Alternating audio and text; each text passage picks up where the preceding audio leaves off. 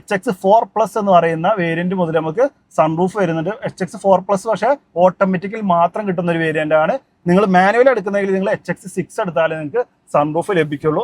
നമ്മളിപ്പോൾ ഈ കാണിച്ച വണ്ടി ഇതേ ഫീച്ചേഴ്സോട് കൂടിയിട്ട് വെറും ഓൺ റോഡ് 10 ലക്ഷത്തിന് കിട്ടും. ഡയമണ്ട് കട്ട് അലോയ്സ് നമുക്ക് ടോപ്പിൽ 2 വേരിയന്റിലാണ് ലഭിക്കുക. 15 ഇഞ്ച് വീൽസ് ആണ് വന്നുള്ളത്. അതിന്റെ ഡിസൈൻ മാറി കുറച്ചുകൂടി രസം ഇതാണെന്ന് പറയാം.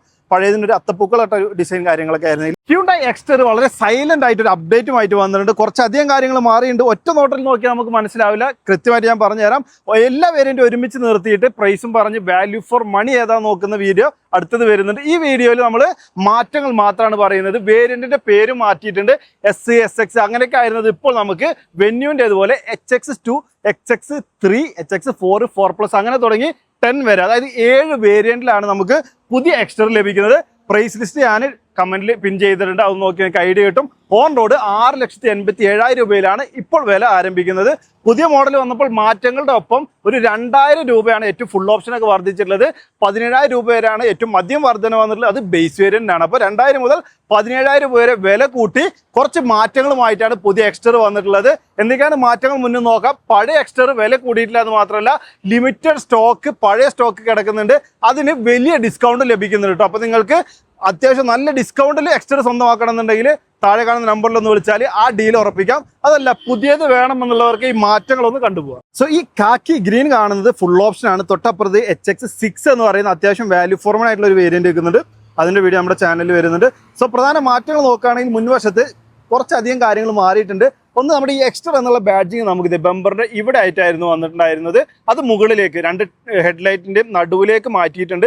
കാരണം ഇവിടെ നമുക്ക് ഇത്രയും വീതിയുള്ള ഒരു പ്ലേസ് ആയിരുന്നു. അത് വലുതാക്കിയൊരു ഗ്ലോസി എലമെന്റ് നൽകി അതിലേക്ക് എക്സ്റ്റർ എന്നുള്ള ബാഡ്ജിങ് പ്ലേസ് ചെയ്തു. അതുപോലെ ഗ്രില്ല് ഗ്ലോസി ബ്ലാക്ക് തന്നെയാണ് ലഭിക്കുന്നത്. പക്ഷെ അതിന്റെ പാറ്റേൺ മാറിയിട്ടുണ്ട്. അതുപോലെ താഴേക്ക് വന്നാൽ സ്കിഡ് പ്ലെയിന്റെ ഒരു ഭാഗം ഇവിടെ മൊത്തം നമുക്ക് ഒരു സിൽവർ എലമെന്റ് ഈ ഭാഗത്ത് ഇങ്ങനെ കവർ ചെയ്ത് നിൽക്കുന്നത് മാറിയിട്ട് ഒരു അറ്റം മുതൽ 2 അറ്റം വരെ യോജിപ്പിക്കുന്ന രൂപത്തിൽ ഒരു U ഷേപ്പ് വായിച്ചെടുക്കാവുന്ന രൂപത്തിലേക്ക് നമുക്കൊരു സിൽവർ എലമെന്റ് മാറ്റിയിട്ടുണ്ട്. ഇത്രയും മാറ്റങ്ങളാണ് നമുക്ക് മുൻവശത്ത്. കോസ്മെറ്റിക് ചേഞ്ചസ് മാത്രമേ സംഭവിച്ചിട്ടുള്ളൂ. Halogen headlamp projector headlamp unit ആണ് വരുന്നത്. LED DRL വരുന്നുണ്ട്. അതൊക്കെ പഴയ വാഹനത്തിലെ സെയിം ആണ്. ഒരു മാറ്റം വരുന്നില്ല. അപ്പോൾ എനിക്ക് തോന്നുന്നു അത്യാവശ്യം നമുക്ക് പഴയ വാഹനം ഇഷ്ടമുള്ളവർ പഴയ വാഹനം ഓൺ ചെയ്യുന്നവർ ഈ രൂപം ഇഷ്ടമാണെന്നുണ്ടെങ്കിൽ ബമ്പർ മാത്രം മാറ്റിയാൽ ഇത്തരത്തിലേക്ക് മാറ്റാനായിട്ട് സാധിക്കുമെന്നുള്ളതാണ്. ഇനി വശങ്ങളിലേക്ക് വന്നാൽ പ്രധാന മാറ്റം സംഭവിച്ചിട്ടുള്ളത് ഈ ഒരു വീൽ ആർച്ചിനാണ്. അതായത് കുറച്ചുകൂടി ഒരു കുഞ്ഞു സാധനമായിരുന്നെങ്കിൽ അത് കുറച്ചുകൂടി ബൾക്കി ആയിട്ടും അതുപോലെ ഒരു നെട്ടല്ല ഒരു സ്ക്രൂവിൻ്റെ ഒക്കെ ഡിസൈനൊക്കെ നൽകുന്ന രൂപത്തിൽ കുറച്ചുകൂടി ഒരു റഫ് ഫീൽ നൽകുന്ന രൂപത്തിലേക്ക് മാറ്റിയിട്ടുണ്ട്. അലോയുടെ ഡിസൈൻ മാറി. ഡയമണ്ട് കട്ട് അലോയ്സ് നമുക്ക് ടോപ്പിൽ 2 വേരിയന്റിലാണ് ലഭിക്കുക. 15 ഇഞ്ച് വീൽസ് ആണ് വന്നുള്ളത്. അതിൻ്റെ ഡിസൈൻ മാറി. കുറച്ചുകൂടി രസം ഇതാണെന്ന് പറയാം. പഴയതിൻ്റെ ഒരു അത്തപ്പൂക്കളായിട്ട് ഡിസൈൻ കാര്യങ്ങളൊക്കെ ആയിരുന്നെങ്കിൽ ഇപ്പോൾ അതൊക്കെ മാറ്റിയിട്ടുണ്ട് എന്നുള്ളതാണ്.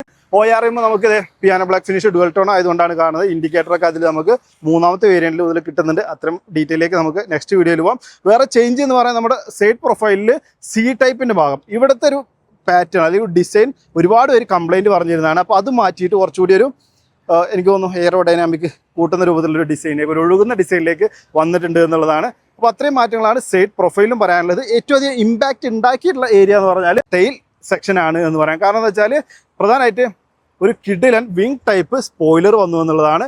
അത് നല്ല നൈസായി വന്നിട്ടുണ്ട്. ഒരു കുഞ്ഞു സാധനമാണ്. പഴയ സ്പോയിലറിനൊക്കെ അടിപൊളിയായിട്ടുണ്ട് എന്ന് പറയാം. ഓൾറെഡി നമുക്ക് കിട്ടിക്കൊണ്ടിരിക്കുന്ന ഡിഫോഗർ വൈപ്പർ ഫീച്ചേഴ്സൊക്കെ വരുന്നുണ്ട്. മാത്രമല്ല നമ്മുടെ സി പില്ലറിൻ്റെ കാര്യം പറഞ്ഞ പോലെ 2 ടെയിൽ ലാമ്പുകളെ കണക്ട് ചെയ്യിക്കുന്ന ഒരു ഗ്ലോസി ബ്ലാക്ക് എലമെന്റ് ഉണ്ടായിരുന്നു. അതിൻ്റെ പാറ്റേണും മാറ്റിയിട്ടുണ്ട് എന്നുള്ളതാണ്. അപ്പോൾ കുറച്ച് മാറ്റങ്ങളാണ് സംഭവിച്ചത്. എന്തായാലും രസമായി വന്നിട്ടുണ്ട്. ബോറാക്കിയിട്ടില്ല എന്ന് പറയാം. ഇനി താഴേക്ക് വന്നാൽ ഏറ്റവും ഇൻട്രസ്റ്റിംഗ് ആയിട്ടുള്ള കാര്യം ഈ ഒരു സ്കിഡ് പ്ലെയിൻ്റെ ഇവിടെ മൊത്തം ഒരു സിൽവർ കളർ നിറഞ്ഞു നിൽക്കുന്ന രൂപത്തിലായിരുന്നു. അത് മാറ്റിയിട്ട് ആ സിൽവർ കുറച്ച് മുകളിലേക്ക് പ്ലേസ് ചെയ്തു. നമ്മുടെ U തിരിച്ചിട്ട പോലെ ആക്കിയിട്ടുണ്ട്. എന്നിട്ട് സ്കിഡ് പ്ലെയിൻ്റെ ഭാഗത്തൊരു ഡിഫ്യൂസർ ടൈപ്പ് ഡിസൈൻ നൽകി എന്നുള്ളതാണ് കേട്ടോ. അത്രയാണ് നമുക്ക് മാറ്റങ്ങളായിട്ട് എക്സ്റ്റീരിയർ എടുത്ത് പറയുന്നത്. ടെയിൽ ലാമ്പ് യൂണിറ്റ് കാര്യങ്ങളൊക്കെ സെയിം ആണ്. ഫീച്ചേഴ്സ് കാര്യങ്ങൾ ഡയമെൻഷൻ ഒക്കെ സെയിം ആണ് വരുന്നത്. ഉപയോഗിക്കുന്ന എഞ്ചിനും എല്ലാം നമുക്ക് സിമിലർ ആണ്. മാറ്റങ്ങളൊന്നും തന്നെ ഇല്ല. ഇന്റീരിയറിലാണ് അടുത്ത മാറ്റങ്ങൾ പറയാനുള്ളത്.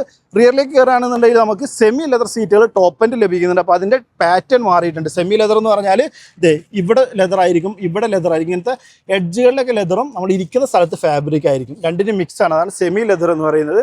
അപ്പോൾ അതിൻ്റെ പാറ്റേൺ മാറിയിട്ടുണ്ട്. അതുപോലെ സ്ഥല സൗകര്യത്തിലൊന്നും ഡയമെൻഷൻ മാറ്റില്ലാത്തതുകൊണ്ട് സ്ഥല സൗകര്യത്തിലൊന്നും മാറ്റം വരുന്നില്ല. ഇൻസൈഡ് ഡോർ ഹാൻഡിലൊക്കെ ഒരു സിൽവർ ഫിനിഷ്, 4 പവർ വിൻഡോസ് ഒക്കെ രണ്ടാമത്തെ വേരിയന്റ് മുതൽ ലഭിക്കുന്നുണ്ട്. ബേസ് വേരിയന്റിൽ മുന്നിലായിരിക്കും പവർ വിൻഡോ ഉണ്ടായിരിക്കുള്ളൂ. അതുപോലെ തന്നെ ഓൾറെഡി AC നമുക്ക് പുറകിലേക്ക് കിട്ടുന്നുണ്ട്. അതിനോടൊപ്പം തന്നെ ഒരു C-ടൈപ്പ് ചാർജിങ് പോർട്ട് കൂടി ഈ ഒരു അപ്ഡേറ്റിൽ പുറകിലിരിക്കുന്നവർക്ക് നൽകിയിട്ടുണ്ട്. അതൊരു കിടിലൻ ഫീച്ചറായി എനിക്ക് ഇഷ്ടപ്പെട്ടു. അപ്പോൾ പിന്നെ കളറും നിങ്ങൾ ശ്രദ്ധിച്ചിട്ടുണ്ടാവും, ഫുൾ ബ്ലാക്ക് ഇൻറ്റീരിയർ ആയിരുന്നു പഴയ എക്സ്റ്ററിന് വന്നിരുന്നത്. പക്ഷേ ഈ ഡോറുകൾ നോക്കിക്കഴിഞ്ഞാൽ ഒരു നേവി ബ്ലൂ നിങ്ങൾക്ക് കാണാൻ സാധിക്കും. ഇപ്പോൾ ഡുവൽ ടോണിലാണ് നമുക്ക് ഇൻറ്റീരിയർ ലഭിക്കുന്നത് എന്നുള്ളതാണ്. സ്പേസിൻ്റെ കാര്യം പിന്നെ പറയേണ്ടതില്ല, ഒരുപാട് ഫാമിലികൾക്ക് ഇഷ്ടമുള്ള ഒരു വാഹനമാണ് എക്സ്റ്റർ. 6 അടി ലൈനിക്കും ഇത്തരത്തിൽ നിയർ റൂം, തൈ സപ്പോർട്ട്, അതുപോലെ തന്നെ ഹെഡ് റൂം ഒക്കെ കിട്ടുന്നുണ്ട്. അടിപൊളിയാണ്, ഞാൻ സാറ്റിസ്ഫൈഡ് ആണ് എന്നുള്ള രൂപത്തിലാണ്. പിന്നെ നമുക്ക് മൊത്തത്തിലൊരു SUV ഫീൽ, അല്ലെങ്കിൽ ഒരു മൈക്രോ SUVയുടെ ഒരു ഡിസൈൻ പാറ്റേൺ ആയതുകൊണ്ട് തന്നെ ഇപ്പോൾ എല്ലാവർക്കും അത്തരത്തിലുള്ള വാഹനങ്ങളാണ് ഇഷ്ടം എന്നുള്ളതുകൊണ്ട് നമുക്ക് പരിഗണിക്കാവുന്ന ഒരു മോഡലാണ്. വെറും 6,87,000 ഓൺ റോഡ് വില സ്റ്റാർട്ട് ചെയ്യുന്നുണ്ട്. ഇതിൻ്റെ ഏറ്റവും ടോപ്പ് എൻഡ് നമ്മളിപ്പോൾ ഓട്ടോമാറ്റിക് കാണുന്നത് ഇതിന് 11.5 ലക്ഷം റേഞ്ച്, 11,20,000 റേഞ്ച് വരും. അതല്ല എന്നുണ്ടെങ്കിൽ മാനുവൽ മതി എന്നുണ്ടെങ്കിൽ നിൽക്കണ്ടല്ലോ, നമ്മളിപ്പോൾ ഈ കാണിച്ച വണ്ടി ഇതേ ഫീച്ചേഴ്സോട് കൂടിയിട്ട് വെറും ഓൺ റോഡ് 10 ലക്ഷത്തിന് കിട്ടും. ഓൺ റോഡ് 10 ലക്ഷത്തിന് വിത്ത് സൺറൂഫ് അടക്കം കിട്ടുന്ന ഒരു വേരിയൻ്റ് ആയത്. Shark fin and sunroof, roof rails ഇതൊക്കെ നമുക്ക് പഴയ വാഹനത്തിലുള്ളത് തന്നെയാണ്. അത് അത്തരത്തിൽ നിലനിർത്തിയിട്ടുണ്ട്. ORM ഇലക്ട്രിക്കലി അഡ്ജസ്റ്റ് ചെയ്യാനും ഫോൾഡ് ചെയ്യാനും കഴിയും. വെൽക്കം ഫംഗ്ഷനും വരുന്നത്. നമ്മൾ കീ ആയിട്ട് അടുത്ത് വന്നാൽ തന്നെ ഓട്ടോമാറ്റിക് ആയിട്ട് അത് അൺഫോൾഡ് ആവുന്ന രൂപത്തിൽ വരുന്നുണ്ട്. അത്തരത്തിലുള്ള കിടിലൻ ഫീച്ചേഴ്സ് വരുന്നുണ്ട്. ഡ്രൈവർ സീറ്റ് നമുക്ക് മാനുവലി ഹൈറ്റ് അഡ്ജസ്റ്റ് ചെയ്യാനായിട്ട് പറ്റും. 4 പവർ വിൻഡോയുടെ കൺട്രോൾ, ലോക്ക് അൺലോക്ക്, ORMൻ്റെ ഇലക്ട്രിക് അഡ്ജസ്റ്റ്, ഫോൾഡ്, പിന്നെ അതെ 2 സ്മാർട്ട് കീ, ഇതൊക്കെ നമുക്ക് ഈ ഒരു വേരിയന്റിൽ ഫുൾ ഓപ്ഷനിൽ ലഭിക്കുന്നുണ്ട്. അപ്പോൾ അതൊക്കെ നമുക്കൊരു 10 ലക്ഷം ഓൺ റോഡ് വിലക്ക് കിട്ടുക എന്ന് പറഞ്ഞാൽ ആലോചിച്ച് നോക്കിയാൽ. അത് മാത്രമല്ല ഈ സെഗ്മെന്റിൽ ആദ്യമായിട്ട് മെറ്റൽ പെഡൽസ് കൂടി നമ്മുടെ എക്സ്റ്ററിൽ ആഡ് ചെയ്തിട്ടുണ്ട്.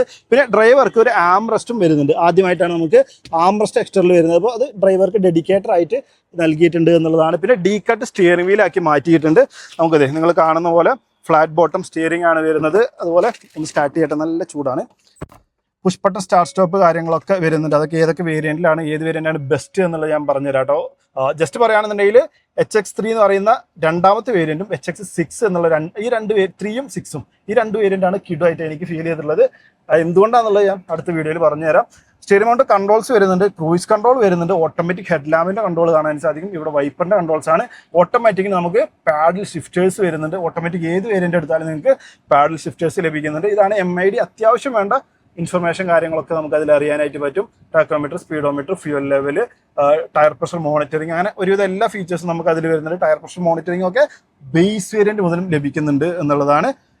ഇൻഫർടൈൻമെന്റ് നോക്കുകയാണെങ്കിൽ 8 ഇഞ്ചാണ് ഇൻഫർടൈൻമെന്റ് വരുന്നത്. രണ്ടാമത്തെ വേരിയന്റ് മുതലൊക്കെ നമുക്ക് ഇൻഫർടൈൻമെന്റ് ലഭിക്കുന്നുണ്ട്. അത് മുതൽ നമുക്ക് വയർലെസ് ആയിട്ട് apple CarPlay, Android auto support ചെയ്യും. പക്ഷേ ഫുൾ ഓപ്ഷനിൽ നമുക്ക് ബ്ലൂ ലിങ്ക് വരുന്നതുകൊണ്ട് തന്നെ വയേർഡ് ആയിരിക്കും, അല്ലെങ്കിൽ ഒരു അഡാപ്റ്റർ വഴിയെ മാത്രമേ നമുക്ക് വയർലെസ് ആയിട്ടുള്ള ആപ്പിൾ കാർപ്ലേ എൻജോയ് ചെയ്യാനായിട്ട് പറ്റുള്ളൂ. ഇനി ക്യാമറയുടെ ക്വാളിറ്റി ഒന്ന് നോക്കുകയാണെന്നുണ്ടെങ്കിൽ രണ്ടാമത്തെ വരുന്നത് നമുക്ക് ക്യാമറ വരുന്നുണ്ട് വിത്ത് അഡാപ്റ്റീവ് ഗൈഡ് ലൈൻസോട് കൂടിയിട്ടാണ് വരുന്നത്. അതും അത്യാവശ്യം അടിപൊളിയായിട്ട് എനിക്ക് ക്വാളിറ്റി കിടലിനാണ്. പ്രത്യേകിച്ച് ഒരു പ്രൈസ് റേഞ്ച് സെഗ്മെന്റ് ഒക്കെ നോക്കുന്ന സമയത്ത് അവിടെ താഴേക്ക് വന്നാൽ ഓട്ടോമാറ്റിക് AC ആണ് വന്നിട്ടുള്ളത്. അവിടെ താഴേക്ക് വന്നാൽ വയർലെസ് ചാർജറും C-ടൈപ്പ് ചാർജിംഗ് ബോർഡും ഒരു USB ചാർജിംഗ് ബോർഡ് എന്നിവ വന്നിട്ടുണ്ട്. പിന്നെ ഞാൻ പറഞ്ഞ ഡാഷ്ബോർഡിന്റെ ആ ഒരു കളർ കോമ്പിനേഷൻ ഇതൊക്കെ മൊത്തം ബ്ലാക്ക് ആയിരുന്നു. ഇപ്പോൾ നമുക്ക് മുകളിൽ ഒരു പിയാനോ ബ്ലാക്കും താഴെ ഒരു ബീജ് കളറാണ് വന്നിട്ടുള്ളത്. ഇതിന്റെ സെന്റർ ഭാഗത്തൊക്കെ ഒരു പിയാനോ ബ്ലാക്ക് ഫിനിഷ് ആയിരുന്നു, അത് മാറിയിട്ട് ഒരു കാർബൺ ഫൈബർ ടച്ച് ആണ്. അത് ഇവിടെ കാണാം. അതുപോലെ തന്നെ നമ്മുടെ ഡോർ പാഡിലായിട്ട് എല്ലാ ഡോർ പാഡിലും ആ ഒരു കാർബൺ ഫൈബർ ടച്ച് കാര്യങ്ങളൊക്കെ കാണാൻ സാധിക്കും. പിന്നെ നമ്മുടെ മാനുവലി ഡിമ്മി ആയിരുന്ന IRM, അതിൽ ടെലിമാറ്റിക് സ്വിച്ചസ്, അത് ഫുൾ ഓപ്ഷനിൽ മാത്രമേ ലഭിക്കുള്ളൂ. പിന്നെ ഇലക്ട്രിക് സൺറൂഫ്, അതും ഹൈലൈറ്റ് ആണ്. ഇത് നമുക്ക് ലഭിക്കുന്നത് HX4+ എന്ന് പറയുന്ന വേരിയന്റ് മുതൽ നമുക്ക് സൺറൂഫ് വരുന്നുണ്ട്. HX4+, പക്ഷേ ഓട്ടോമാറ്റിക്കൽ മാത്രം കിട്ടുന്ന ഒരു വേരിയന്റ് ആണ്. നിങ്ങൾ മാനുവൽ എടുക്കുന്നെങ്കിൽ നിങ്ങൾ HX6 എടുത്താലേ നിങ്ങൾക്ക് സൺറൂഫ് ലഭിക്കുള്ളൂ. ആ രൂപത്തിലാണ് വരുന്നത്. പിന്നെന്താ അത്യാവശ്യം എല്ലാ ഫീച്ചേഴ്സും വരുന്നുണ്ട്. വാനിറ്റി മിറർ, പാസഞ്ചർ സൈഡ് വരുന്നുണ്ട്. നമ്മുടെ ഓട്ടോമാറ്റിക് ഗിയർ ലിവർ കാണാം. 2 കപ്പ് ഹോൾഡേഴ്സ് വന്നിട്ടുണ്ട്. മാനുവൽ ഹാൻഡ് ബ്രേക്ക് കാണാനായിട്ട് സാധിക്കും. അത്യാവശ്യം പവർഫുൾ ആയിട്ടുള്ള AC കാര്യങ്ങൾ വരുന്നുണ്ട്. സോ ഫാമിലികൾക്ക് ഇപ്പോഴും പരിഗണിക്കാൻ പറ്റുന്ന ഒരു കിടലൻ ചോയ്സ് തന്നെയാണ് എക്സ്റ്റർ എന്നുള്ളത് തന്നെയാണ് മനസ്സിലാവുന്നത്. സോ ഡയമെൻഷനിൽ പ്ലാറ്റ്ഫോമിലൊന്നും മാറ്റില്ല എന്ന് പറഞ്ഞു. അതുപോലെ തന്നെയാണ് എഞ്ചിനിലും മാറ്റങ്ങളൊന്നും വരുന്നില്ല. നമുക്ക് ആ ഒരു 1.2 ലിറ്റർ 4 സിലിണ്ടർ പെട്രോൾ എഞ്ചിനാണ് വരുന്നത്. 83 PS, 114 Nm ടോർക്കാണ് ഈ ഒരു എഞ്ചിൻ പ്രൊഡ്യൂസ് ചെയ്യുന്നത്. ക്ലെയിം ചെയ്ത മൈലേജ് 19 മുകളിലാണ് മാനുവലിന് വരുന്നത്. കൂടാതെ നമുക്ക് CNG ആയിട്ട് കൂടി വരുന്നുണ്ട്. മാനുവൽ ഓട്ടോമാറ്റിക്കിന് അതേ മൈലേജിനാണ് വരുന്നത്, AMT ആയതുകൊണ്ട്.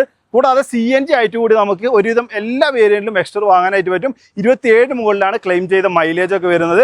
അതും ബൂട്ട് സ്പേസ് കോംപ്രമൈസ് ചെയ്യാതെ ഡുവൽ സിലിണ്ടർ ടെക്നോളജി, അതായത് 2 സിലിണ്ടർ പ്ലേസ് ചെയ്തിട്ട് നമ്മുടെ സ്പെയർ വീല് നമ്മുടെ പ്ലാറ്റ്ഫോമിന് താഴെ പ്ലേസ് ചെയ്തിട്ടൊരു ബ്രില്യൻ്റ് ആയിട്ടുള്ളൊരു ഡിസൈനിങ്ങിലാണ് നമുക്ക് ആ ഒരു വേരിയൻറ്റ് CNG ലഭിക്കുക. അപ്പോൾ മൈലേജ് കൂടുതൽ വേണ്ടവർക്ക് അതും പരിഗണിക്കാവുന്ന രൂപത്തിലാണ്. എഞ്ചിനിലൊന്നും മാറ്റില്ലാത്തതുകൊണ്ട് നിങ്ങൾ ഓൾറെഡി ഓടിച്ചിട്ടുള്ളതും എക്സ്പീരിയൻസ് ഉള്ള കണ്ടിട്ടുള്ള ഒരു മോഡൽ തന്നെയാണ്. ഓൾറെഡി ഹ്യുണ്ടായുടെ ഗ്രാൻഡ് ഐറ്റം ന്യൂസിൽ വരുന്ന അതേ എഞ്ചിൻ തന്നെയാണ് ഇതിൽ ഉപയോഗിക്കുന്നത്. സോ അതിലൊന്നും മാറ്റമില്ല. അത്യാവശ്യം കുറച്ച് കോസ്മെറ്റിക് ചേഞ്ചസുമായിട്ട് ഏകദേശം 2000 മുതൽ 10000 രൂപ വരെ വില കൂടിയിട്ട് വന്നിട്ടുള്ള മോഡലാണ്. എന്ത് തോന്നുന്നു ഈ മാറ്റങ്ങളും അതുപോലെ തന്നെ പഴയ വേരിയൻ്റ് എടുക്കുന്നതാണ് നല്ലത് എന്ന് തോന്നുന്നവർക്ക് ആ ഒരു ലിമിറ്റഡ് സ്റ്റോക്ക് തീരുന്നതിന് മുന്നേ തന്നെ കോൺടാക്ട് ചെയ്തോ ഓഫ് റോഡ് കൂടിയിട്ട് അത് സ്വന്തമാക്കാനായിട്ട് പറ്റും. ഇതിൻ്റെ എല്ലാ വേരിയൻറ്റും ഒരുമിച്ച് തരത്തിലുള്ള വീഡിയോ വൈകാതെ വരുന്നുണ്ട്. അപ്പോൾ വീഡിയോ ഇഷ്ടപ്പെട്ട് കഴിഞ്ഞാൽ ലൈക്ക് ചെയ്യണം, ഷെയർ ചെയ്യണം, ചാനൽ മറക്കാതെ സബ്സ്ക്രൈബ് ചെയ്യണം, സപ്പോർട്ട് ചെയ്യണം. വീഡിയോ കണ്ടതിന് ഒരുപാട് അടുത്ത വീഡിയോയിൽ കാണാം. Bye bye.